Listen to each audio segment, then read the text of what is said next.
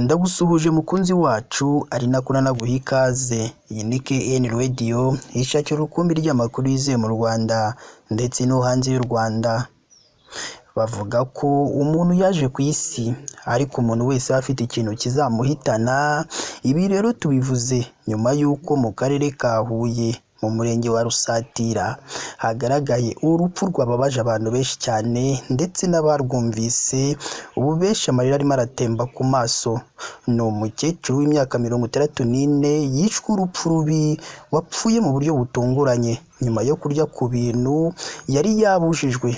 Uraza kumenya mbese uyu mukecuru kubera icyo yari yabujijwe kurya ibyo bintu ariko bikarangira abiriye. Mbese ubuyobozi bwasabye iki abaturage? Ese abaturage bo nyuma yo kubona mugenzi wabo apfuye bo batangaje iki? Harimo bamwe mu bari basangiye n'uyu mukecuru nabo barembye bikomeye.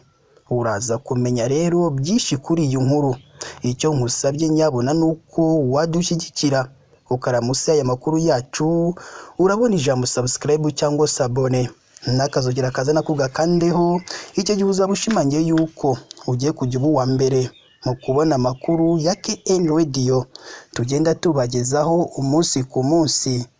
Reka dufate akaruhuko, turaza tubabwira byinshi kuri iyi nkuru y'incamugongo y'uyu mukecuru w'imyaka 64 wapfuye urupfu rubi, urupfu rubabaje nyuma yo kurya ibyo yari yabujijwe.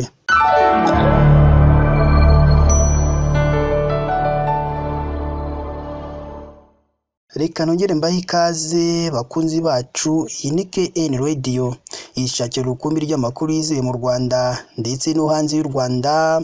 Nk'uko twari tumaze kubibabwira, tuje kubabwira cyangwa tuje kubaramburira inkuru y'incamugongo, inkuru yababaje abantu benshi bayumvise, yo mu karere ka Huye mu murenge wa Rusatira, akagari ka Buhimba, umudugudu wa Karubona. Haravuga urupfu rw'umugore w'imyaka 64 bikekwa ko yishwe no kurya inyama z'inka yipfushije. Uyu mukecuru yaguye mu bitaro bya Kabutare. Amakuru yizewe agera kuri KN Radio avuga ko abariye kuri izi nyama bose barwaye mu nda mu buryo bukomeye cyane, bamwe na bamwe bakaba bari kwa muganga barembye bikomeye, bikaba byanavuyemo gupfa k'uyu mukecuru cyangwa kubura ubuzima k'uyu mukecuru wapfuye urupfu rubabaje. Amakuru avuga ko ku wa 13 Nyakanga 2024 umwe mu baturage bo mu mudugudu wa Karubona yapfushije inka y'inyana nyuma y'uko veterineri ayisuzumye akabura indwara ndetse akanatanga itegeko ry'uko bayihamba. Nyuma yaho umwe mu basore bo muri aka gace yagiye kuyigura ibihumbi 12 ngo ajye kuyibaga ayisangire na bagenzi be. Abaganiriye n'itangazamakuru bageze aho iryo tungo ryacururizwaga nyuma yo kubagwa bavuze ko ikiro cy'inyama cyagurwaga amafaranga 1500 y'amafaranga y'u Rwanda. Ibiri mu byakururiye bamwe kugura izo nyama vuba vuba, nubwo harimo na bamwe byateye ubwoba kubera icyo giciro cyari kiri hasi cyane. Umwe mu baganiriye n'itangazamakuru utashatse kwivuga izina yavuze ko yageze aho batetse izo nyama bazikaranze aryaho inongo nkeya, nyuma yaho amererwa nabi cyane. Agiye kwa muganga baramufasha aza gukira amera neza aba Mutaraga. Murekatede Filimone wo mu mudugudu wa Kinkanga, akagari ka Buhimba, umurenge wa Rusatira, yavuze ko umugabo we yageze aha bagiwe iyo nka ariko agira amakenga yo kuyigura, maze bukeye babona abaziriyeho bose barwaye mu nda mu buryo bukomeye. Mukarubuga w'imyaka 64 bamwe muri bagenzi be bariye kuri iyo nka babanje kwivura bya gakondo, aho ngo bamwe banywaga inzoga zikaze zizwi nk'ibyuma, abandi bakarya ibitoki by'amakakama bizeye ko bibakiza ariko ntibyabakundira bikaba iby'ubusa.